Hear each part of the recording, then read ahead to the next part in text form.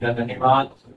तुमने इस प्रकार मौका दिया है। आप अपने बीच वचन ले जाएंगे, वचन सीखेंगे। आत्मिक जीवन में हमें रोकने वाली वस्तुएं या नहीं रोकने वाली कौन सी वस्तुएं हमें क्या करती है? मतलब हमारे आत्मिक जीवन में आगे बढ़ने के लिए रुकावटें क्या है? आत्मिक जीवन में रोकने वाली वस्तु, मतलब हम प्रभु में तो बढ़ना चाहते हैं, रुकावटें क्या है? आप वचन निकाल लीजिए। इब्रानियों की पत्री 12 अध्याय का 1। इस कारण जबकि गवाहों का ऐसा बड़ा बादल हमको घेरे हुए है, तो आओ हम हर एक रोकने वाली वस्तु और उलझाने वाले पाप को दूर करके वह दौड़ जिसमें हमें दौड़ना है, धीरज से दौड़े। धीरज से। धन्यवाद पिता इस विषय के लिए। आपकी आत्मा प्रभु हम एक एक से प्रभु आपके जीवित वचन का प्रकाशन खोल कर प्रभु यहाँ बैठे बड़े छोटे भाई बहन सबों के जीवन को माताओं को आपके लहू में छुपाते हैं।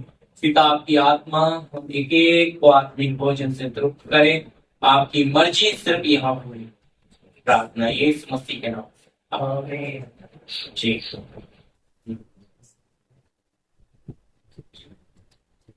क्या पढ़ा हमने? इस कारण जबकि गवाहों का ऐसा बड़ा बादल हमें घेरे हुए हैं, तो आओ हर एक रोकने वाली वस्तु, हमने बुझाने वाले पाप में नहीं जा रहे, सिर्फ रोकने वाली। बहुत ऐसी बातें हैं जो हमें आत्मिक जीवन रोकने से क्या करती हैं? जी रोकती है। अभी अब अगर हम अपने जीवन को स्लो करेंगे, जैसे वचन में लिखा है धीरज की दौड़। कौन सी दौड़ है? दुनिया में सब दौड़ तेजी से होती है, लेकिन मसीह दौड़ एक ऐसी दौड़ है जो क्या है?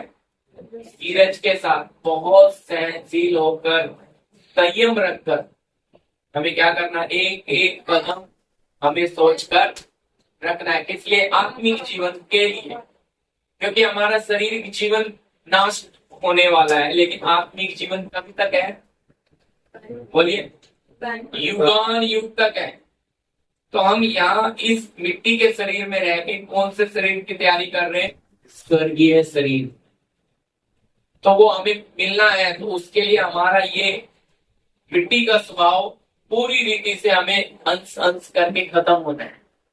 तो ये कैसे होगा? अगर ये स्वभाव भी खत्म नहीं होगा तो हमें वो स्वर्गीय स्वभाव वाला बर्तन मिलेगा नहीं, वो अविनाशी देह मिलेगी।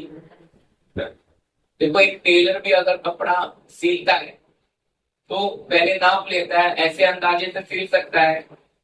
बोलिए, सिल सकता है अंदाजे से? पहले रोज सिलते हैं तो नाप लेती है। तो इसी तरह पवित्र आत्मा जो हमारे लिए स्वर्गीय देह, पौलुस बोलता है हम एक एक के लिए क्या तैयार की गई है? देह, स्वर्ग। तो हमारे अनुसार परमेश्वर क्या बना रहा है? उस बर्तन को एक एक। तो अगर हमारा सहज, अगर मेरा शारीरिक स्वभाव बहुत बड़ा है, तो क्या मैं उस आत्मिक कपड़े में जा सकूंगा? या आत्मिक देह, हमारी भाषा में कपड़ा तो नहीं। तो परमेश्वर की आत्मा हमें उस रोकने वाली वस्तुओं में से किस तरह हमारे स्वभाव को बदलता है।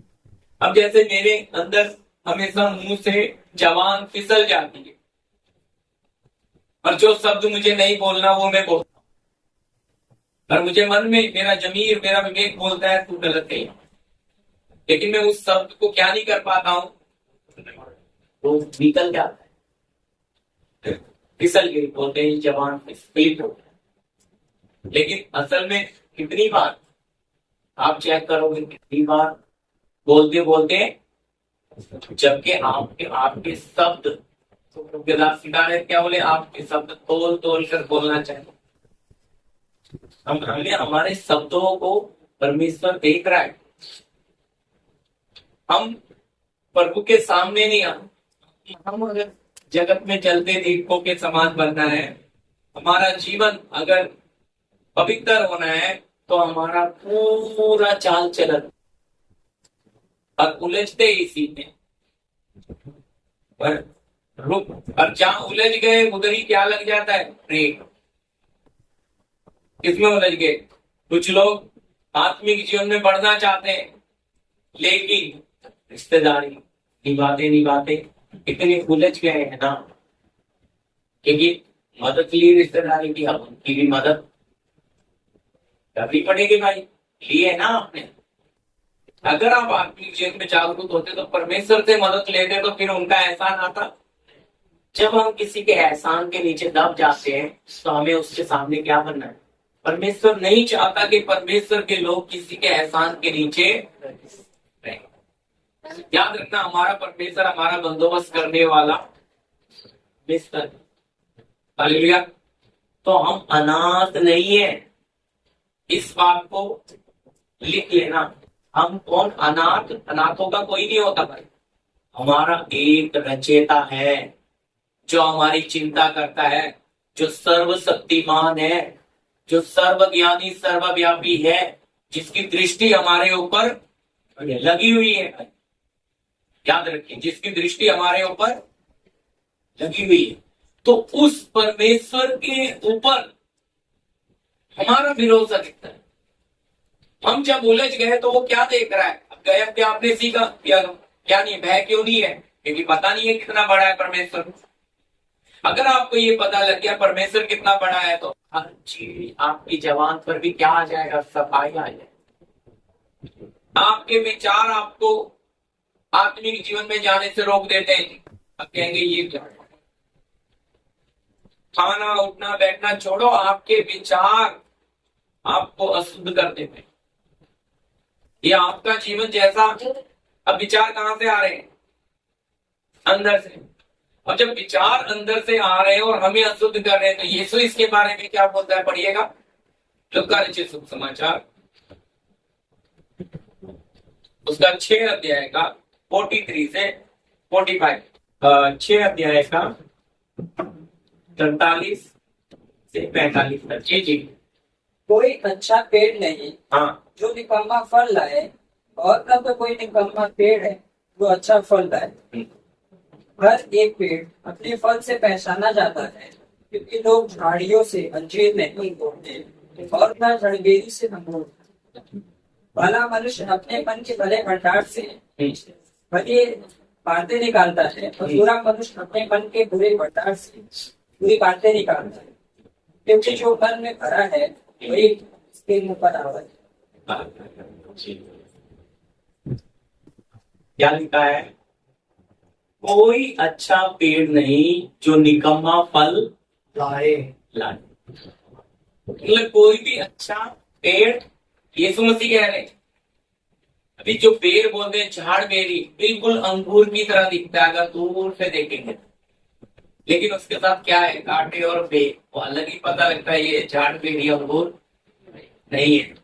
ग्रेप्स अंगूर समझ रहे हैं, गोल वाले भी होते हैं, लंबे भी होते हैं, गोल भी। तो उसके जैसा दिखता है। तो यीशु कहता है कोई भी क्या नहीं करता? झाड़ बेरी से क्या नहीं तोड़ता? आगे जी।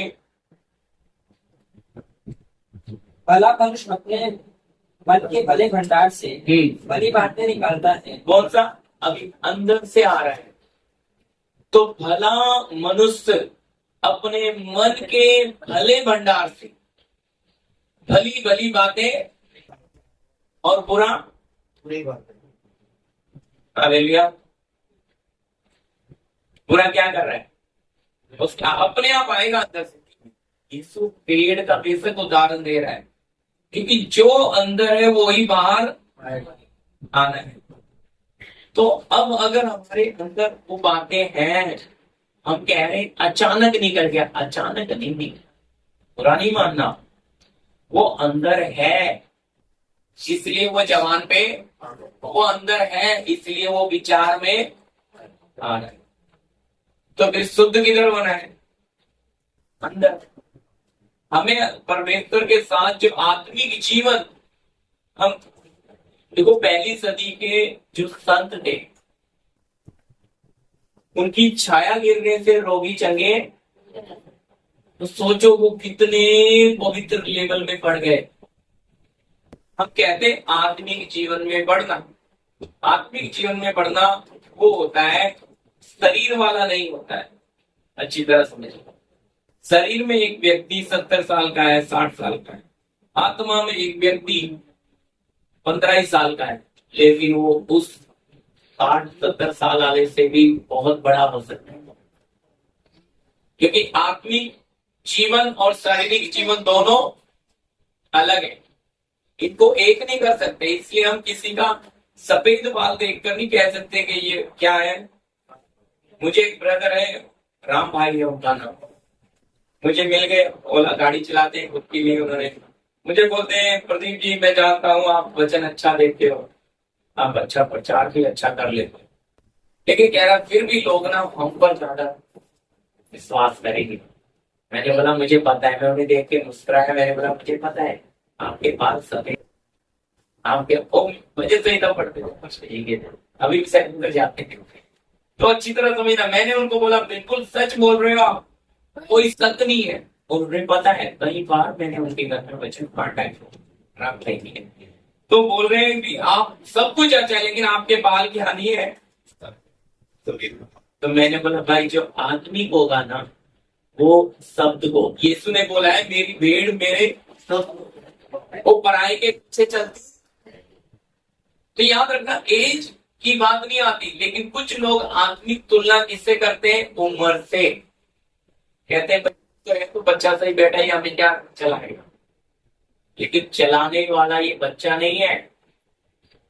अच्छी तरह समझना, चलाने वाला ये तो इस मंडली का बर्तन है।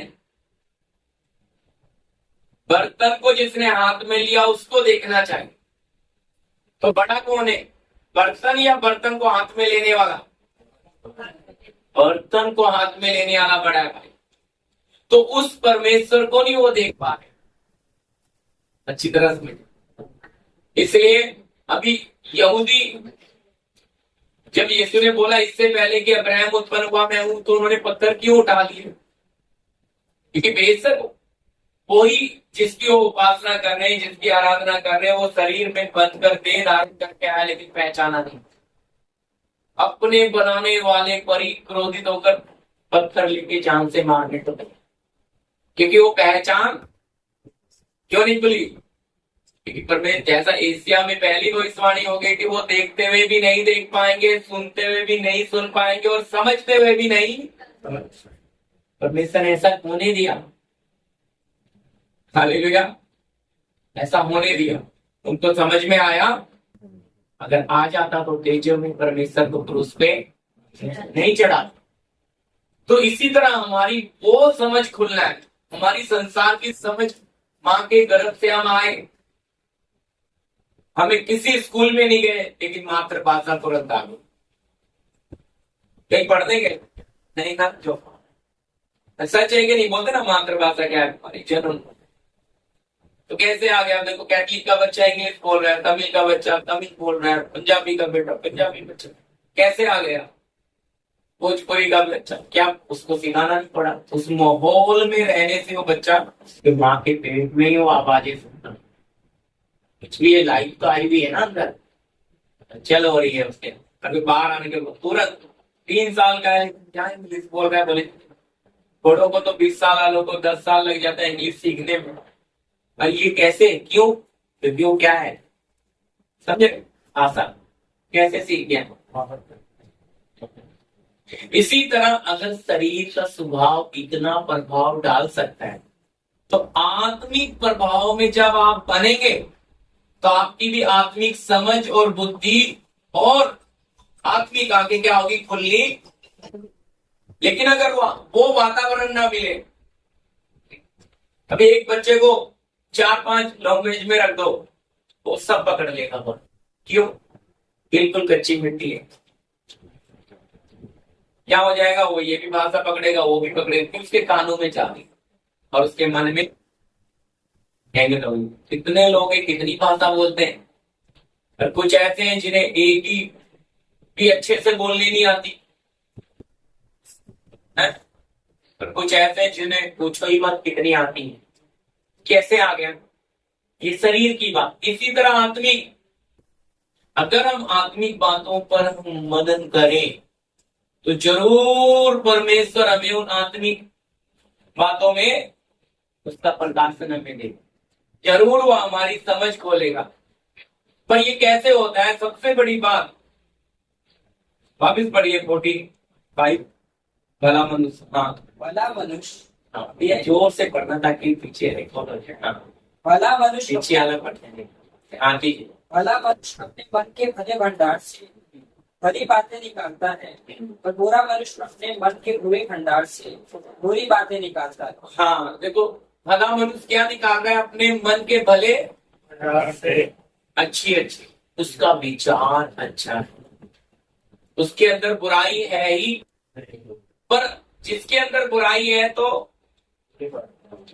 अब मेरी बात समझना। अब मैंने बोला था अब अंदर से जो निकल रहा है वो अंदर था, बाहर से किसी ने नहीं डाला, अंदर से ही निकल रहा है।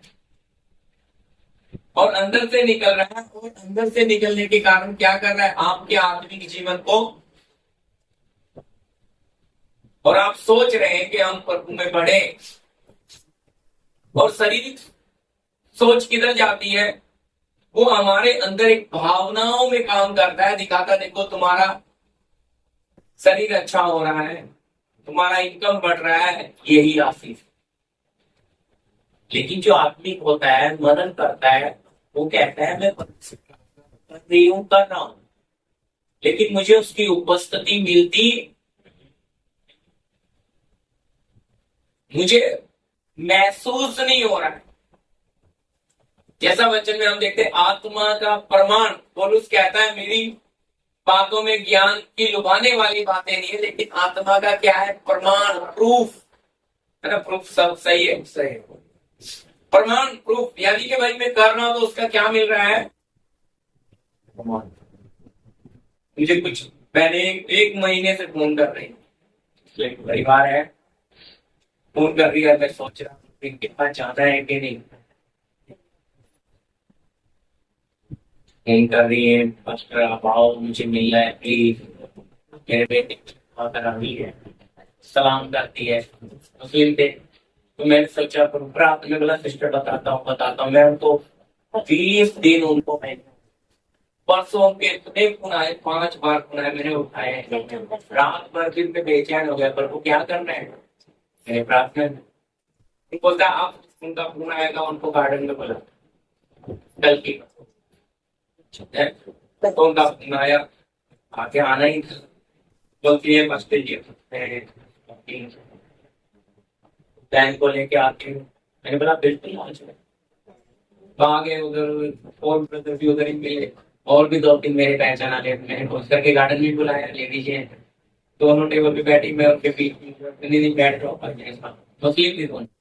तो मैंने उनको अपना मैथ निकाल के वचन समझाया, फिर उनके लिए अच्छी आराधना की, प्रार्थना करी, आपके फोन पे प्रार्थना किया, हमें जवाब मिला, यानी हम एक महीने से आपसे सिर्फ आपसे रूबरू होना, लोग चेहरे से चेहरा किया।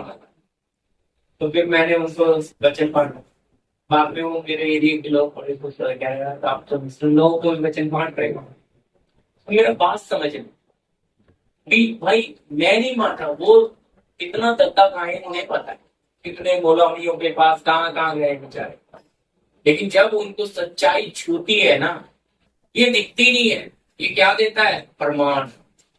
मैं कुछ नहीं हूं, मैंने उनको बोला मैं कोई बाबा नहीं हूं भाई, मैंने बोला मेरा ट्रस्ट है, संस्था है, रजिस्टर, मैं सरकार से परमिशन लेके ही सेवा कर रहा हूँ, ठीक है। बोले तो दुआ का हम पैसा देना, बोला कुछ नहीं देना है, और आपको अगर सौभाग्य मिले मौका तो आप संडे सर्विस में आओ।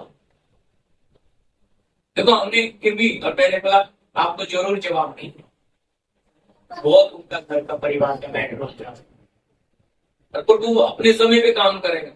बोलती है आपकी फोन पर भी प्रार्थना दुआ ने हमें आधा जवाब दे दिया, और आपसे मिलकर फोन की बहुत संदेश मिला। मैं सोचा था जल्दी से तो मुस्लिम लोग के बीच में कोई नहीं जाता है, और मैं उनके घर भी जाके आया थे। शांति है अपना था। तो मेरा आपको बताने का मतलब है रात जल्दबाजी नहीं, प्रभु का काम क्या होता है, ये देखिए। वो कनान के आते कि स्त्री पुकारते पुकारते जा रही है, प्रभु अनसुना करना। सच में ये प्रभु के पीछे आए या अपने जो प्रभु के खोजी होते हैं ना, उनकी रगड़ाई ज्यादा हो, प्रभु भी चेक करता है? और उस रगड़ाई में क्या बेनिफिट, क्या है, फायदा क्या है, हमारी सफाई पता लग जाता है, ये खरा है कि ये खोटा है। मतलब कि ये परमेश्वर के लिए आया या अपने स्वार्थ के लिए। जो स्वार्थ के लिए आता है वो ज्यादा देर रुकता, क्योंकि वो स्वार्थ के पीछे पड़ा है। जो कहता है नहीं नहीं मुझे स्वार्थ नहीं, मुझे मेरा बनाने वाला, अब उसके करीब जाने के लिए मुझे जो जो बात रोकेगी उससे मैं क्या करूंगा। इसलिए अब पहले मन के भले भंडार को क्या करेगा, ये भी भंडार क्यों बोला शब्द, मालूम है आपके मन में कितना कुछ है,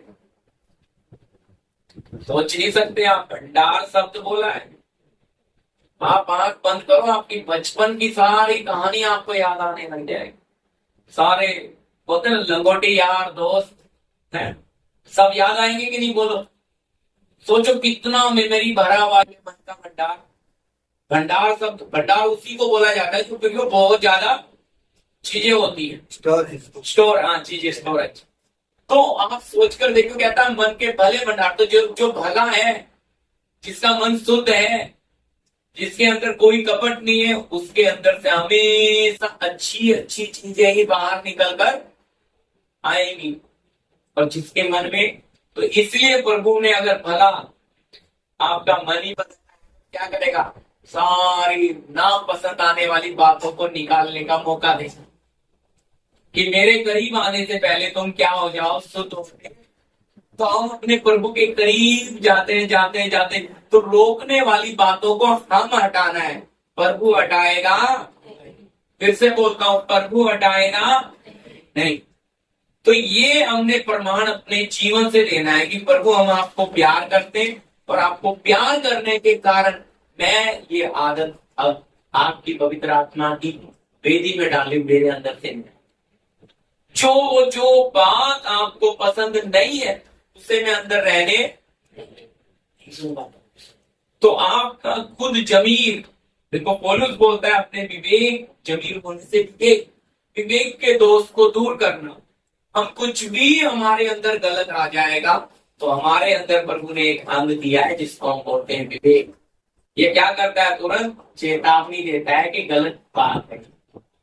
अगर हम कुछ गलत करेंगे तो जमीर बोलता है ना ये गलत है, हम उसकी बात को दबा दें। इसीलिए पौलुस बोलता है अपने विवेक के दोष को दूर कर दो।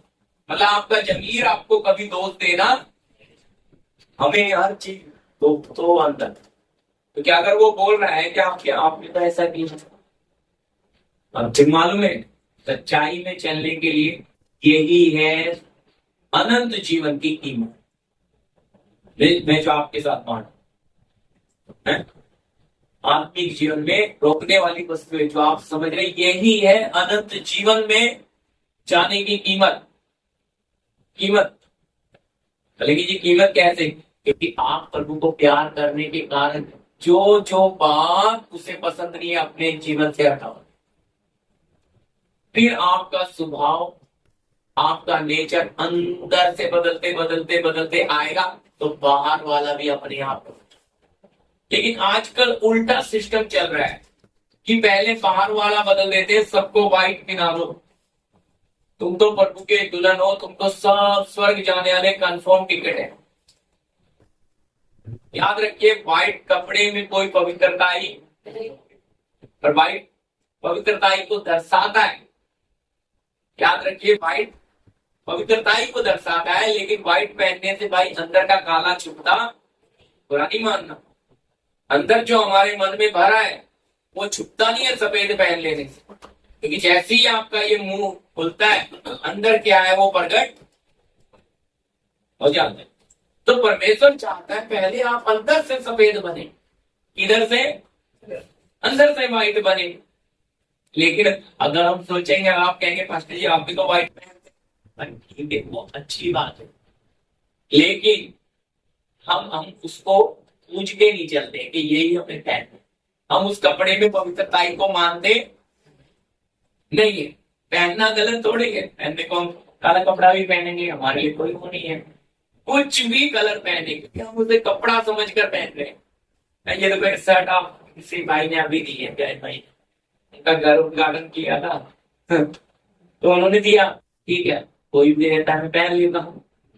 तो लगा पहले तो यार ये तो बहुत डार्क है, किंतु दिया है तो पहन यूज करेंगे। तो मैंने वो मीटिंग में पहना लास्ट दिन वो कपड़ा, तो बोलता है पास्टर जी आप तो पूरे लग रहे हो कैदी, क्योंकि पूरा वो थी, आपने देखा होगा। तो बोले पास्टर जी आप तो कैदी लग रहे हो। मैं बोला भाई किसी ने बहुत प्यार के साथ दी है, पहननी तो पड़ेगी, जेल का कैदी लगते तो। क्योंकि लास्ट की साइड आप देखोगे ना वो येलो येलो फ्री, वो मत हंसने लगे। क्या देखो कहने मैं उन चीजों को कुछ मानता नहीं, तब सामने आने का दिल देखा जाता है और किस भावना से हमें। इसी तरह कपड़े में हमें कभी भी होने का किसी भी कुछ हमें थोपना भी नहीं, वो नकली पवित्रता ही है। अगर हम किसी के ऊपर कुछ थोपेंगे तो फिर अंदर अंदर आत्मा का काम क्या हो जाएगा, रुक जाएगा, क्योंकि हमने उनको क्या कर दिया है। अभी आते थे मैं मनोज भाई कुछ बात कर रहे थे, मनोज भाई बहुत अच्छी बात बोले, क्या देखो पास में बहुत लोगों को देख रहा हूँ, उनको तो वो चूचा बना दिया है जो बस टोकरी में रहते इधर ही रहता है। मैंने बोला मेरे भी मन में वो बात आई, सच है। मतलब उनको हवा तो मिलती है, लेकिन बहुत पास्टरों ने लोगों को इस तरह बांध दिया कि बस आप इधर ही स्वर्ग जाओ। इनको क्या कर दिया है, बांध के रख दिया। अच्छा वचन तो कहता है स्वतंत्र, लेकिन इन्होंने क्या कर दिया है, बांध दी। और इसके पीछे भी जड़ एक ही है, बांधने की जड़ एक है, लालच और डर। ये दूसरी जगह ना चला जाए, ये दामना दूसरी जगह, ये कारण से ऐसे ऐसी पाबंदियां डाली नहीं। लेकिन याद रखना जब मसीह ने हमें आजाद किया है तो हम ठोकर के साथ ही तो सीखेंगे। याद रखना ठोकर लगने से क्या मिलता है, क्यों इतना प्रभु के हृदय के अनुसार का व्यक्ति दाऊद कह पाया है कि मुझे जो दुख हुए वो भला हुआ जिससे मैं तेरी विधियों को, कि अगर प्रभु मुझे ठोकरें ना लगती, मेरे जीवन में दुख ना आते, मेरे जीवन में क्लेश ना आते, तो मैं तेरी विधियों को, तेरे कानून को तुझे समझ तो मेरे लिए भला ही हुआ। कौन, दाऊद हृदय के अनुसार का व्यक्ति कहता है, यानी कि उससे अनुभव से मालूम पता लग गया कि जो हो रहा है वो भला है। कि अगर दर्द नहीं होता तो मेरे अंदर की कमियां निकलती। तो जब हमारे जीवन में कष्ट प्रवेश करता है, ये समझ लो कुछ आपके अंदर की बुराई बाहर जाती। लेकिन कुछ लोग बोलते हैं जी कष्ट आपके जीवन में आ गया तो शैतान आ गया, लेकिन कष्ट आया है तो आपका बनाने वाला आपके करीब। और आज संसार ने कष्ट को क्या बना दिया, शैतान। क्यों प्रभु बोलता है टूटा पीसा मन योग्य बलिदान। अब जब आप दर्द में होंगे तब प्रभु को अच्छा पुकार सकते हो कि खुशी में।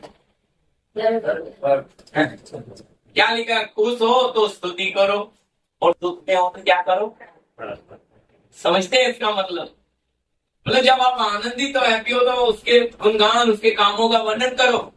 लेकिन जब आप दुख में हो, दर्द में हो, तो प्रार्थना का मतलब अपने बाप के साथ बातें करना। और वो बातें करते जो तसल्ली मिलती है, जो आनंद मिलता है, और जो उन बातों का जवाब मिलता है, वो है तसल्ली मिलती है अपने बाप को। तो हम प्रार्थना करते, हमारी प्रार्थना तो रीति रिवाज है, क्योंकि दुख पड़ेगा तो हम उसका हल ढूंढने, ढूंढे। जवाब आपके पास है, लेकिन उसके साथ आप बैठेंगे ही नहीं। आत्मिक जीवन में बढ़ने का मन है, प्रार्थना करना चाहते हैं, चलना चाहते हैं, लेकिन ये जो रोकने वाली वस्तुएं, इन्होंने क्यों? विचार ही तो डाला आप में, है? वहां से मदद ले लो, वहां अच्छा हो जाएगा। और जैसे जैसे आप उन विचारों को अपने अंदर लेते हैं, और भी आप अपने प्रभु से दूर। आपको मलिन भी कौन कर रहा है? आपका विचार। इसलिए भंडार, भला भंडार और बुरा भंडार। जब अंदर, अब एक व्यक्ति के अंदर बुराई ही भरा हुआ है, तो वो अच्छी बात अंदर से निकाल सकता है क्या? नहीं। जैसे एक नलके से अगर नमक का पानी खारा आ रहा है, तो क्या मीठा देगा? ठीक इसी तरह ये सुने कहा, खारा सोता जल मीठा जल, झाड़ मेरी संग। तो इसी तरह भाई, अगर मन के अंदर जो भरा है, तो जब मन के, तो फिर अगर हम प्रभु के पीछे चल रहे हैं, हमें रोकेगा कौन? थोड़ा बताइए आप लोग, धीरे धीरे वचन बांट रहा हूं। कौन रोकेगा? आपका मन। एकदम छोटी छोटी बातें कर रहा हूं, लेकिन ठीक है, सवाल कर सकते हैं आप। आपको आपका मन, आप अभी ये सोशल मीडिया पे चले जाएंगे, आपको गाने कानों को बड़े प्यारे लगेंगे, ऐसे ऐसे इसी का सोल प्राण को अच्छा लगेगा, लेकिन आत्मिक भजन लगा दे, बोरिंग। और आप उसमें पूरा आनंद लेते हो, बुरा नहीं मान, वो आप अपने शरीर को पाल रहे हो भाई, जैसे शरीर की परवरिश कर रहे हो। आप अपनी आत्मा को कुछ भी उसकी देखभाल कर, तो अभी अंदर जब आपके मन में बुराई भरी है, तो मन कहां लगेगा? बुराई में। पर अंदर भलाई होगी तो मन कहां लगेगा? ये है। तो जब, इसलिए मैं कह रहा, ये चीजें गुलाम बना रही है लोगों को। उनके पैर अपने आप बिजली के ऊपर हिलते हैं, हाथ हिलते हैं, गली से गुजर के जा रहे हैं। रेडियो, अब तो रेडियो का जमाना ही चला गया भाई। अब तो बस क्या आ गया, बड़े बड़े स्पीकर आ गए, डीजे क्या कर, और पेन ड्राइव लगा देते हैं, बज रहे, तो उनका आवाज कान में गया, 10 कदम आगे गए, वो मन में जवान पे आ गया, मोहम्मद रफी जी को। क्यों? बचपन में बड़े सुनते थे, कुछ गानों पे तो नाचते थे शादियों में, तो प्राण में बजना शुरू हो गया। समझ आ रहा है क्या हो रहा है? भंडार में कुछ और पड़ा है जो निकल के बाहर आया। भंडार बहुत बड़ा है ना भाई। अब जब ये बज रहा है, तो क्यों बज गया? आपको उसी क्षण उस बात को पकड़ना है। आपके आंसू प्रभु के चरणों में, प्रभु मेरा प्राण में ये संसार अब भी, इसे आपकी बेटी में डालने से, लेकिन लोग आनंद लेते हैं, मुंह से नहीं गाते तो गुनगुनाते, फोटो पे भी आ जाते। जबकि आपने अपने होठ, अपनी जवान अपने प्रभु को अर्पण की। अब इसी क्या कर रहे हो? आपने आपके कान अपने प्रभु को दिए, लेकिन इससे आप संसार का संगीत सुनकर क्या ले रहे हो? आनंद। अब वो आनंद आप नहीं ले रहे, आपके अंदर का सोल प्राण, क्योंकि वो उसी का तो भूखा है वो। इसलिए चुम्बक और लोहे जैसा खिंचाव है भाई। संसार, हमें हमारे बच्चों को अच्छी बातें सिखानी पड़ती, पूरी बातें।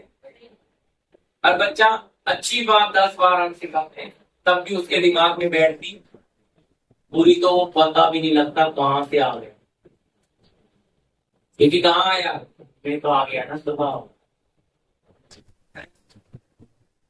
पूरी बात इतनी तेजी से पकड़ लेते, हम कहते हैं यार हमने तो कभी घर पे गाली नहीं दी, बच्चे गालियां सीधा कहाँ से, ये झगड़ा सीखा कहाँ से? माँ बाप तो इतने दयालु हैं, इतने सीधे हैं, ये बच्चे ऐसे कहाँ से आ गए? और वो भाई क्या किया है, उसने बाहर से सुना हो अच्छी तरह। कभी एक मोबाइल है, देखो बच्चे तुरंत उसमें शॉर्ट वीडियो आते हैं, जो देखेंगे तुरंत उनका दिमाग, तो कल या परसों की बातें सुनोगी तो कोई तो हिंदी गाना गाने में, मैंने उसको डांटा, बोले ये कहाँ से सुना? पापा वो तो मोबाइल में से सुना है ना। मैंने बोला बेटा पर ये आप मुंह में क्यों गा रहे हो, ये समझ के आपके मुंह को तोड़ेगा। तो एकदम वो करने लगे, फिर पंजाबी होगा गीत गाने लगे, वही गाते रहते। तो मैंने बोला प्रभु का ही गीत गुनगुनाओ मन में, ज्यादा बड़ी नहीं है, 4 साल की है, एक एक उसकी गलती प्रेम के साथ बताना, याद रखना प्रेम से जीतना है, डांट के हट वो कोई फर्क नहीं है, प्रेम के साथ उनको एहसास दिलाना है कि ये चीज गलत है, ठीक है? बुरी फिर क्या हो जाएगा, धीरे धीरे उनके मन में जो बोएंगे वही बच्चों में। याद रखना, तो हमें हमारे बच्चों को बताना है कि ये तुम्हारी देह प्रभु का मंदिर है, इसको क्या नहीं बनाना है संसार का शोरूम। लेकिन मालूम है शैतानी शरीर को इस्तेमाल करता है बेटियों का भी है, कपड़े फैशन अपने आप को तरह तरह के, कहाँ देख रहे हैं सब इंस्टाग्राम पे भाई, पूरे जुड़ गए हैं इन चीजों, वो उसके अंदर आ जाने से अब वो ही बाहर आएगा, क्योंकि जो भरा है अंदर देख देख के कहां से गया, इन आंखों से, क्योंकि इन आंखों को प्रभु का अर्पण, इन कानों को प्रभु को दिया, तो जो कुछ जा रहा है जा रहा है जा रहा, जो अंदर जा रहा है बोलो निकलेगा क्या? कहेंगे जी पास्टर साहब फिर रोके कैसे, जाने से रोके कैसे? जाने से रोकना है वचन के अनुसार अपने जीवन को, क्योंकि जब तक आपकी मर्जी चलेगी, जब तक ये अंदर जाते, आप अपनी मर्जी को छोड़कर प्रभु की मर्जी में आएंगे, स्टॉप लग गया, इनको मौका, क्योंकि मर्जी किसकी चलेगी में, प्रभु की, तो उसकी मर्जी के बगैर कोई चीज घुसेगी अंदर। पर जब तक आपकी मर्जी चल रही है, जब तक इन चीजों को पूरा घुसने का मौका, नींद में भी सपने भी ऐसे ऐसे आएंगे जो आपको अशुद्ध कर देंगे। और अगर आप नींद में भी आने लोगे तो प्रभु की आत्मिक बातों का ही उपासक, सपना हो, अच्छे कामों का, आत्मा जीत रहे, आत्मा को शुभ समाचार दे रहे, ये सब बातें आपके मजबूत। लेकिन अगर आप सो गए तो आपके प्राण पर आपका कंट्रोल नहीं, लेकिन प्राण भी घूमता है। देखो कुछ लोग मशीन चला रहे हैं, तो जब वो सोए रहते तो उनको नींद में भी लगता है मशीन ही चला, गाड़ी है, ड्राइवर है, वो उसको सोते हुए भी लगता है मैं गाड़ी चला, झटके से उठता तो वो नहीं। कुछ भी काम कर रहा है उसको कई बार, इसको बोलते हैं प्राण पे घूमने वाली बातें, क्योंकि हमारा सोल, हमारा प्राण घूमता है। याद रखिए क्या करता है ये, जब ये घूमता है तो क्या घूमेगा, तो क्या क्या लेकर आएगा? अय्यूब से पूछा ना, अय्यूब में 1 अध्याय में परमेश्वर ने शैतान से पूछा, माफ कीजिए, कि तू कहां से आया? क्या बोलता है? मैं पृथ्वी पर घूमते फिरते डोलते। तो अगर हमारा प्राण दुनिया में घूमेगा तो ये क्या लेकर आएगा? गंदगी लेकर। तो अगर इसको लगाम लगाना है तो वो परमेश्वर का वचन, और वचन हमने अपनी मर्जी से वचन के अधीन आना। वचन हमारे ऊपर कोई थोपेगा, वचन किसी को जबरदस्ती अधीन बनाएगा, वचन को पढ़कर, वचन को सुनकर, वचन के यानी कि वचन परमेश्वर के अधीन मुझे आना है, कि मेरे प्रभु अब मेरे जीवन पर आपका पूरा, मैं अब अपनी मन मर्जी नहीं, अब आपकी मर्जी में अपनी मर्जी को छुपा, पर इतना कठिन करना, समर्पण करना मुश्किल होता है। आज समर्पण किया, कल फिर उठकर अपनी मर्जी कर ली। अब जब अपनी मर्जी कर ली तो उसके लिए प्रायश्चित है क्या अंदर? अगर प्रायश्चित है, प्रभु जानता है कि मेरी बेटी मेरा बेटा चलना चाहता है, लेकिन उसे संसार चलने और मौका देना है। ठीक है, मेरा धर्मी 7 बार गिरे तो भी उठकर, से पता है क्योंकि पाप के सागर में आप रह रहे हैं। प्रकाशित वाक्य में लिखा है तो वहां रहता है जहां शैतान का अड्डा है, से पता है विदार की सेना है, फौज है, वहां हम रह रहे हैं। तो प्रभु हमें मौका देता है कि मेरी मर्जी में आ जाओ, क्योंकि मेरी मर्जी में आ जाओगे तो मैं जब आपके दिल का राजा बनूंगा तो मैं दिखूंगा, और जब मैं दिखूंगा तो शैतान खड़ा भी नहीं रहे। बुराई अंदर प्रवेश रोकने वाली बातें आएगी। उल्टा जो जो बात आपके पिता को पसंद नहीं है आप निकालते जाओगे तो आपका मन का भंडार में फिर जो भी निकलेगा भलाई, क्योंकि बुराई को आपने पूरा खाली कर दिया। अब यीशु अंदर है तो भलाई ही भलाई, कौन सा नया मन नए सिरे से उत्पन्न होगा। अब ये किससे भरा है? यह 3 बातों से भरा है। ये प्रभु के प्यार से भरा है, ये परमेश्वर के वो पवित्र आत्मा के 9 फलों से भरा है। इसमें बहुत आनंद है, बहुत विश्वास है, बहुत संयम है, बहुत सहनशीलता है, इसमें बहुत क्या है? दया है। ये वो 9 फलों से, समझिए ना, फला भंडार कौन सा है? परमेश्वर का सा मन। पर वो पहला मन खाली किया तभी तो होगा। अगर पहला वो उसको खाली नहीं किया, रोकने वाली खाली खाली करने से कुछ नहीं, अंदर जो आ रहा है उसको भी स्टॉप करना है। बाहर भी जागते रहना है, अंदर भी चौकसी, बाहर से भी कुछ अंदर घुसने नहीं देना, और अंदर से भी जो निकल रहा है उसको हटाते। समझ आ रही मेरी बात? रोकने वाली वस्तुएं। तो जब आप इन चीजों को निकालेंगे तो क्या होता चला जाएगा जीवन में? पवित्रताई में, आज्ञाकारिता में। तब आपको अनुभव में प्रभु की उपस्थिति मिलनी शुरू हो, और जब आपको उपस्थिति मिलेगी आपको ये पता लगेगा ये कोई कथा कहानी नहीं है, ये कोई काल्पनिक परमेश्वर नहीं है, ये असली है, ये जीवित है, ये सत्य है। तो क्योंकि आप स्वाद ले रहे हैं अपने मुंह से, समझ रहे? हम कल्पना में सोचना सब्जी कैसी बनी है भाई पता नहीं, जब पर अगर मुंह में डाल दोगे तो उसका स्वाद बता सकते हो। तो इसी तरह वचन कहता है चख कर देख कि परमेश्वर कैसा। तो चखोगे आप तभी आप मुझे दूसरों को भी बताओगे उसका स्वाद, और आपका स्वाद लिया हुआ जब बोलोगे ना, सामने वाला आपका सामना कर, लेकिन अगर आपने स्वाद नहीं लिया, सुनकर बोलोगे तो आप धोखा खा जाओगे। आप जिस तरह से बांटना है बांट, स्वाद लेने के बाद ही होता है। देखो मेरे जीवन में ये इतना किया तो आपके जीवन में क्या नहीं कर सकता। अगर इसलिए चखना है, स्वाद लेना, आपके जीवन में आपका अनुभव ही जब बात करेगा, सामने वाले को क्या नहीं होगा? सवाल करने की हिम्मत खत्म होगी, क्योंकि जीवन जो प्रभाव है। तो इसलिए हमें रोकने वाली बातों का अगर हम स्टॉप नहीं करेंगे और अंदर की जो बातें अपने प्रभु को पसंद नहीं है नहीं निकालेंगे, तो हमारे अंदर वो आत्मिक भंडारपन आएगा नहीं। जी हो गया ना ये? सबको पढ़ते 6 अध्याय का 1 और 2, ये पूरा हो गया ना भैया? पूरी पूरी बातें निकालता है। हाँ, आगे एक शब्द और है, क्योंकि जो मन में भरा है वही उसके मुंह पर आता है। ये तो हो गया है ना, जो मन में भरा वही आता। तो इसलिए प्रभु चाहता है हमारे मन में हम क्या बने? भली भली बातों के भंडारी, बुरी बुरी बातें हम निकालें।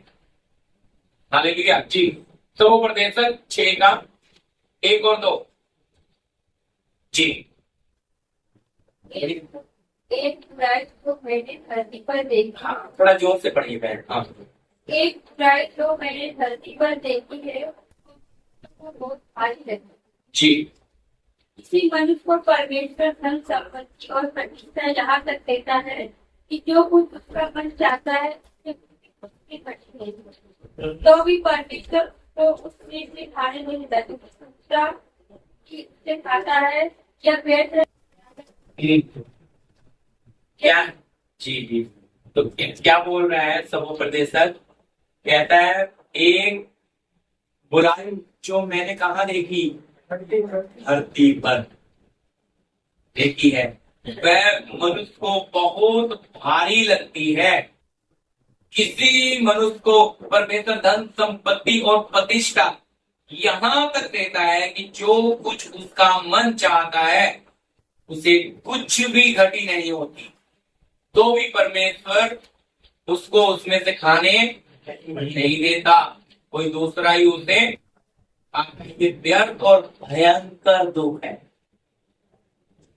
क्या है जी? क्यों? उसका मन जो जो चाहता था उसने इकट्ठा तो कर लिया, लेकिन उसे कौन खा रहा है? दूसरा ही खा रहा है, जिसने उसके लिए कोई तकलीफ उठाई है। ये कैसे?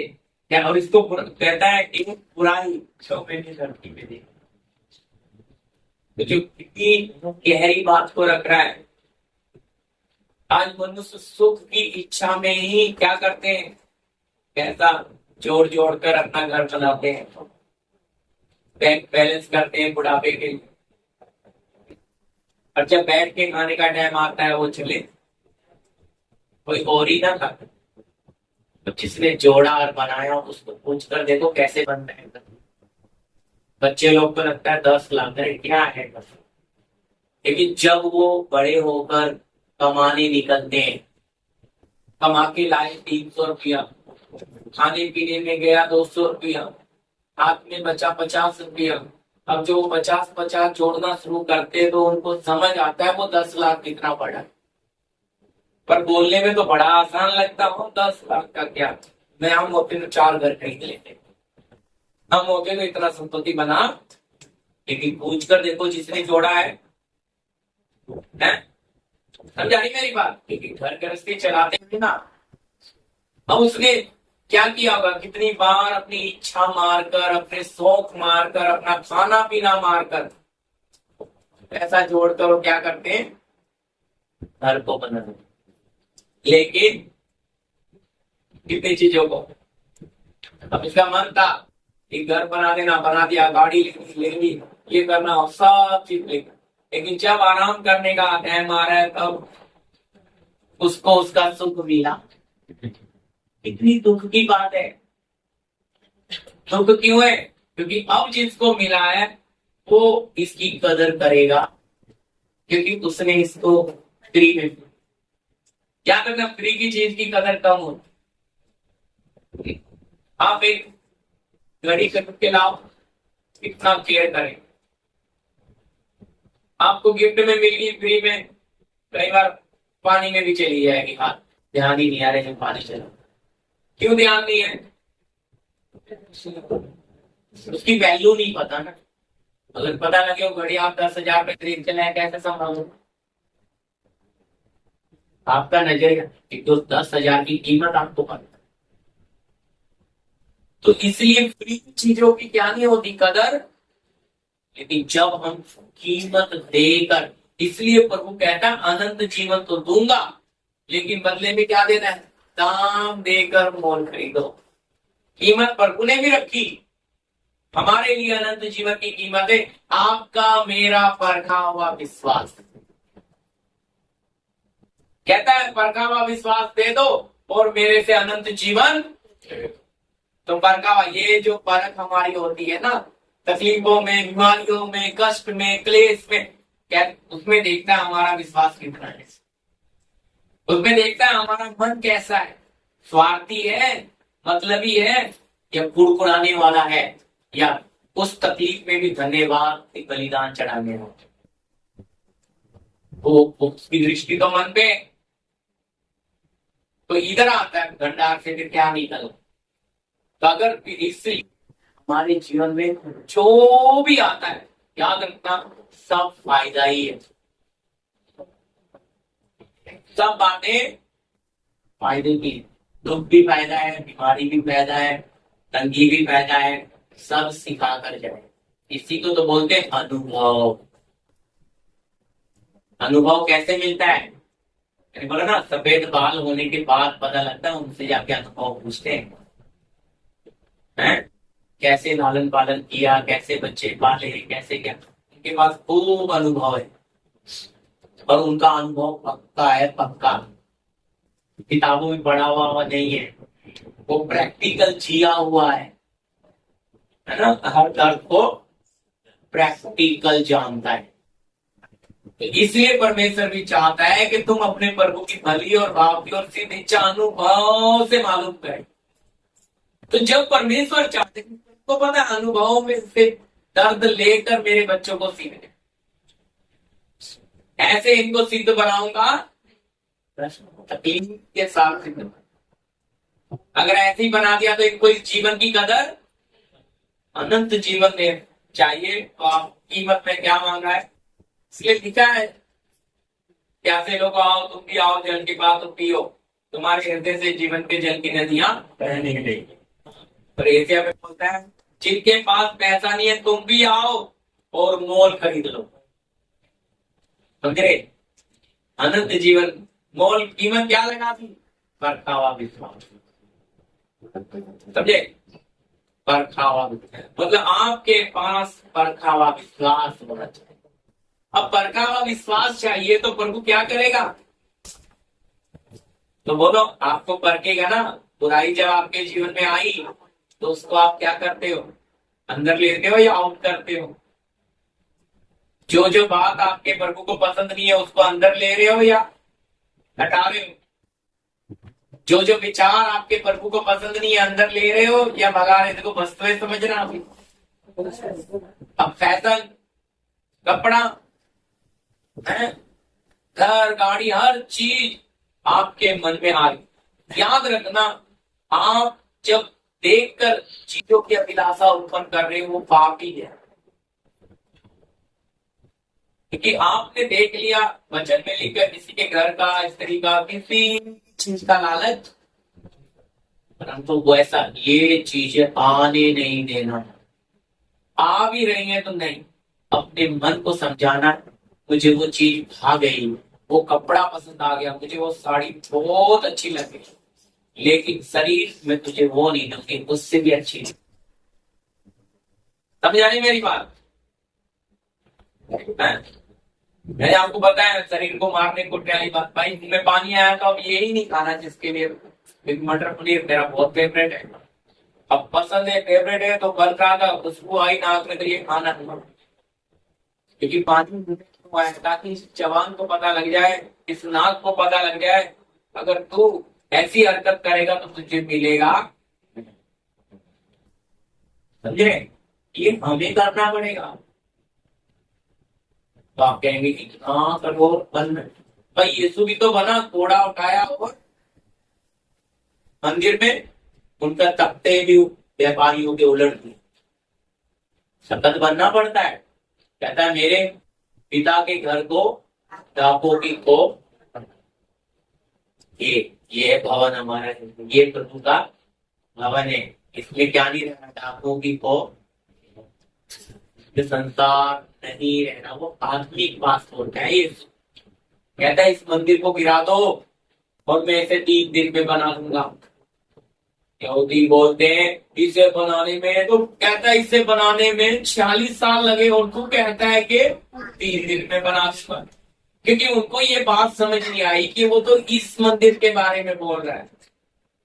वो तख्ते उठल रहा है व्यापारियों के, कबूतर खोल रहा है, बकरियां, वो असल में अंदर का बता रहा है कि इस संसार को निकालो, इसे डाकों की खो, है ना? वो शरीर में जरूर कर रहा है हमारा प्रभु, लेकिन कोड़ा लिया है। समझ जाना, प्रभु को पसंद नहीं है कि अंदर कुछ भी संसार रखना। तो इसलिए उसे शुद्ध करना हमने, ताकि पिता का भवन, पिता का घर बने, हमारा हृदय पवित्र आत्मा का मंदिर बने। पहला तीमुथी 6 अध्याय का 9-10। जल्दी। जो धनी होना चाहते हैं पर जो धनी होना चाहता है वे ऐसी परीक्षा और फंदे वो ऐसी परीक्षा और फंदे और बहुत सी व्यर्थ और हानिकारक लालसाओं में फंसते हैं, हानिकारक लालसाओं में फंसते। जो मनुष्य को बिगाड़ देते हैं। जी, अभी देखो अच्छी तरह समझना, शरीर में धनी होने से ज्यादा उत्तम है आत्मा में धनी बन। आत्मा में आपके पास धन होना ही होना है, क्योंकि वचन कहता है तुम एक चुना हुआ वंश, राज पदधारी याजकों का समाज। किसके? राजाओं की पदवी। अगर आप एक राजा हैं तो आपके पास सोना होना बहुत, सोना वाले में होते राज्य अगर करना है ना इस संसार के ऊपर, तो आग से ताया हुआ नाशवान सोने से नहीं। क्या तुम्हारा परखाव? देखो वचन सवाल करना रिकॉर्ड हो रहा है, अगले हफ्ते कर लेना। क्या चाहिए परमेश्वर को आपसे? किधर? तो राजा अगर होता है, राजा क्या करता है? लड़ता है। अगर वो लड़ेगा नहीं तो वो गुलाम। हमें पदवी दी है स्वर्गीय पिता ने, आत्मा में हम राजा हैं। इस संसार के सारे गिरे हुए स्वर्गदूत, दुष्ट अंधकार की सेना, प्रधान, हकीम, सब उनके ऊपर हमें राजा बना।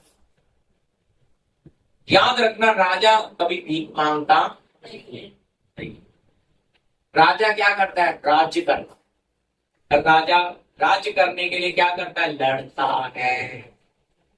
तो पौलुस कहता है हमारे लड़ाई के हथियार शारीरिक नहीं है, पर आत्मा के द्वारा गढ़ों को ढा देने के लिए सामर्थ्य है। तो अगर हम आत्मा में धनी होंगे तो हमारे पास अधिकार होगा। अगर शैतान हमें आत्मा में लूट कर ले गया और शरीर में धन दे गया, समझ आ रही बात? इसका मतलब ये नहीं है कि हम धनी नहीं होना चाहिए। मैंने आपको कई बार बताया, इसलिए सवाल ना करो, आप क्लियर कर रहे हो। धन आपके पास 2 घर से 4 घर हो भाई, करोड़ों हो, लेकिन आपको उस धन का, उस घर का रखवाला क्या बनना है? मालिक नहीं बनना है। क्योंकि याद रखना, मालिक बन गए तो आप उससे बंध जाओगे। रखवाला हो तो एक दिन बर्तन टूटेगा, आप चले जाओगे, कोई तकलीफ नहीं। तो मालूम है, मेरा घर हो, थोड़ा सा घर को चोट लग गई, प्रिय चीजें, जब आप किसी चीज को अपना बना लेते हो तो आप उसके साथ बंध जाते हो। तो परमेश्वर नहीं चाहता कि आप इस पृथ्वी पर किसी चीज से बंधो। तो हो करके ऐसे रहना है जैसे नहीं है। तो इसलिए शरीर में वो उस धन पर आपका नजर नहीं होना है। अगर आपका धन बढ़ भी रहा है तो कोई बात नहीं, मेहनत डबल भी कर रहे हो कोई बात नहीं भाई, पर उसके असली मेहनत तो आदमी की जीवन की। कुछ लोग सिखाते नहीं कि शरीर के लिए धन इकट्ठा मत करो, भाई वो आपकी जरूरत है। अगर प्रभु दे भी रहा है, मेहनत से दे रहा है, सच्चाई से बढ़ा रहा है तो बढ़ते, पर आपका ईमान, आपका विश्वास उस पे जाना, आपका विश्वास फिर भी अपने प्रभु पे रहना, धन पे नहीं रहना। तो इसलिए लिखा है जो धनी होना चाहता है वो क्या करेगा? हानिकारक लालसाओं, अपने आप को इतनी पूरी तरह फंसा देता है। और लिखा है वो कैसा बन जाता है? पूरा हुआ भैया जी, पूरा कीजिए उसको जल्दी। जो मनुष्यों को बिगाड़ देती है, जो मनुष्यों को बिगाड़ देता है, विनाश के समुद्र में डुबा देती है। विनाश के समुद्र, नदी नाले बावड़ी में नहीं, समुद्र में डुबा बचता है क्या? ये है पैसे का बर्बाद। आत्मिक जीवन में वो व्यक्ति कभी बढ़ नहीं सकता जो किसमें जाना चाह रहा है, धनी बनना चाहता है पैसे का। पर परमेश्वर चाहता है कि आप और हम धनी बने, लेकिन किसमें, आत्मा में। और याद रखना, जब राजा होंगे तो हमें कोई कमी नहीं। बेशक हमारा कपड़ा पुराना है, हमारी चप्पल टूटी है, तो भी हम राजा हैं, क्योंकि सारी शक्तियों को पता है कौन आ रही है, प्रभु की बेटी राजा। राजा का वंश राजा ही होता है। अगर हम प्रभु के बेटे और बेटियां हैं तो हम राजा ही हैं, समझे। यीशु बेशक गुलामी में जन्म लिया, लेकिन फिर भी किसमें आया, राजाओं के वंश में आया। क्योंकि अगर आप दोनों तरफ से वंशावली देखोगे, इधर से आप देखोगे मरियम की वंशावली, तो भी दाऊद सुलेमान में जुड़ जाएगी। उधर से यूसुफ की वंशावली देखोगे तो भी जाके सुलेमान में जुड़। बेशक बढ़ई है, कारपेंटर काम कर रहा है, झोला लेकर चल रहा है, लेकिन तो भी आत्मा में कौन है, राजा। क्योंकि वंश किसका है, समझ आ रही है बात। प्रभु ने जी कर दिखाया, राजाओं का राजा होकर भी कैसा बना, एक साधारण। तो अगर हम भी आत्मा में, तो इसलिए जिस हाल में उसी हालत में, तो भी आत्मा में क्या होना है। इसलिए दुष्ट आत्माएं देखकर क्या बोलती थी, हे परमेश्वर के पुत्र, तो समय से पहले क्यों आ गया। जो कितनी दुष्ट आत्माओं को यीशु चुप करता था, बोलने नहीं देता था, क्योंकि कौन आ रहा है उन्हें, हाँ, इस संसार की शक्तियों को पता होता है ये प्रभु की बेटी है, ये प्रभु का बेटा है। इन्हें ऐसी शक्तियां होती है, वो आपको ग्रहण नहीं करते, वो ऑटोमेटिक आपसे चिढ़ते हैं। उससे बहुत लोग प्यार करते हैं, और उससे ज्यादा मुझसे क्या भी करते हैं, नफरत। मेरे सामने भी, लेकिन मेरे जाने के बाद कहते हैं बड़ा खतरनाक आदमी। शारीरिक लोग कहते पकसता नहीं है बहुत, पीछे सच्चाई है। याद रखना, सच्चाई काटती है, सच्चाई चुभती है, सच्चाई अच्छी लगती नहीं, लेकिन फिर हमें हमारे परमेश्वर तक सच्चाई ही देकर जाएगी। इसलिए सत्य बोलने वाला व्यक्ति अच्छा लगता नहीं, क्योंकि वो हमारे कानों को स्वाद नहीं देता, वो हमारे हृदय को काटता है। ये तो कटु बातें बोलता है, ये तो बहुत कड़वा है, इसे कौन ग्रहण करेगा। लेकिन याद रखना, जो हमें काटेगा वही हमें शुद्ध भी, क्योंकि वचन दो धारी तलवार है, सत्य आपको दो धारी है। ये आपको बनाएगा ही बनाएगा, आप पे बुराई रहने नहीं देगा। तो इसलिए हमारे जीवन को परमेश्वर इतना चाहता है। तो इसलिए धनी आज लोग इसमें अब लिखा भाई, विनाश के समुद्र में डाल देगा, कभी बच नहीं सकते। मैं कभी गवाही देने का समझ नहीं, कितने ऐसे गवाह हैं मैंने देखा जो बर्बाद होते हैं बड़ा बनने के चक्कर।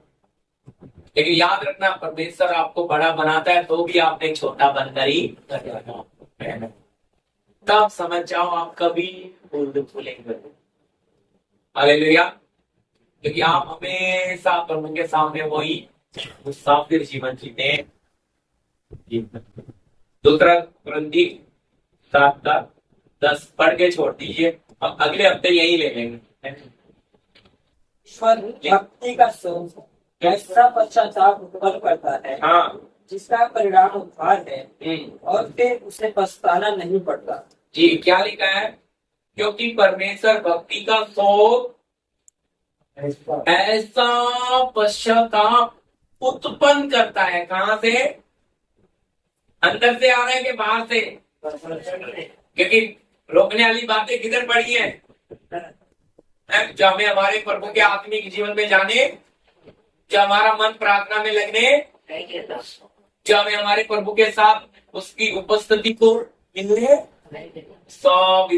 इसलिए ये जब पश्चाताप आता है तो आंखें भर आती हैं, जब मन टूटता है तो आंखें भरती हैं। उसी को बोलते हैं भक्ति का शोक ऐसा प्रायश्चित पश्चाताप उत्पन्न करता है, जिसका परिणाम उद्धार यानी कि अनंत जीवन है। तो ये अंदर से सुनते सुनते आधा मन भर आता है, हालेलुया। कि अपने आप को जब हम देखते हैं, पता लगता है अपना जीवन, प्रभु हमारी समझ खोलता है, तू कितना अंधेरे में है, तू कैसा है। अब तक हम दुनिया को देखते चल रहे थे, लेकिन अब अपने आप को देखने लग गए तो अपने आप पे घृणा आने और नजरिया चेंज होने लग गया। अब जो बुरे लगते थे वो भी अच्छे लगने, समझे ना मेरी बात। ऐसा सच में होता है, इसी को बोलते हैं नई सृष्टि। आप बदलते बदलते जाते, अंदर से बदल जाते हैं। और ये कब होता है? ये बचता है। अगर ये अंदर नहीं आएगा, आपको अपनी गलतियों के ऊपर, अपने ऊपर आने वाले दिन पे मैं लूंगा, लंबा हो जाएगा, 1 घंटा। ठीक है, इस भाई मनोज हमारे बीच में लास्ट पर धन्यवाद करते हैं प्रभु। पवित्र परमेश्वर, सर्वशक्तिमान राजाओं के राजा, प्रभु धन्यवाद करते हैं आपके इस प्रेम के लिए प्रभु।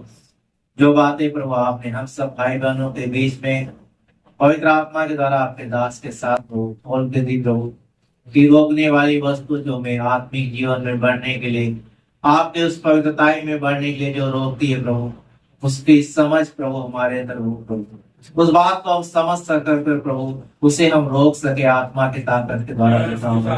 प्रभु आपका देखना तो प्रभु मनुष्य का जैसा नहीं, प्रभु जैसे मनुष्य बाहरी रूप को देखता है, सुंदरता को देखता है, ताकत को देखता है प्रभु, लेकिन पिता आपकी नजर तो हमारे मनों पर रहती है प्रभु। धन्यवाद करते पवित्र परमेश्वर, हालेलुया। इस भले भंडार में से प्रभु भली बातें निकलने के लिए हर एक के जीवन में आपकी कृपा करेंगे पिता। प्रभु जो भी अंदर है प्रभु, सब हम आपकी आत्मा की वेदी पर रखते हुए पिता, उस आग में जलाकर हम शुद्ध हो जाए प्रभु, आपके ग्रहण योग्य हो जाए मेरे पिता। हर एक के जीवन को आप प्रभु संभाले पिता, हर एक के जीवन में आप काम करें मेरे पिता, आपके हर एक के जीवन में आप वास करें मेरे प्रभु। धन्यवाद करते पिता। प्रभु ये जो रोकने वाली वस्तु है प्रभु, जो हमने सीखा प्रभु, प्रभु इस वचन के द्वारा हम मनन करते हुए प्रभु, अपने जीवन के हर एक कमियों को याद करते हुए मेरे पिता, अपने जीवन को आपके वचन के अनुसार शुद्ध होने के लिए प्रभु, आपकी मर्जी के अनुसार होने के लिए पिता, आपको सौंपे मेरे प्रभु। धन्यवाद करते मेरे पवित्र परमेश्वर, जो बातें हमने सीखी प्रभु, हर एक के जीवन में प्रभु लागू होने के लिए, हर एक के जीवन में पिता तैयार होने के लिए आप सहायता करें प्रभु, शक्ति दे प्रभु। धन्यवाद करते पवित्र परमेश्वर, आपकी मर्जी हर एक के जीवन में पूरी हो जाए मेरे पिता। धन्यवाद करते प्रभु, इसकी अच्छी इस वचनों के द्वारा प्रभु हमारे जीवन में एक अच्छी समझ दे मेरे पिता, हर एक जीवन में चाल चलो में बातें लागू होने के लिए कृपा दे मेरे प्रभु, सहायता और मदद करो। जो भाई बहन आए प्रभु, हर एक की देह प्राणात्मा आपके हाथों में सौंपते, अपने आप को आपके दास को, आपकी आत्मा हर एक को लेके चले, सहायता मदद करे। यीशु मसीह के नाम से मांगते हैं, आमीन। प्रेम, अनुग्रह, पवित्र आत्मा की सहभागिता, शांति हमारे साथ तमाम संत लोगों के साथ प्रभु यीशु के दूसरे आमंत्रण होता रहे, आमीन। सबको जय।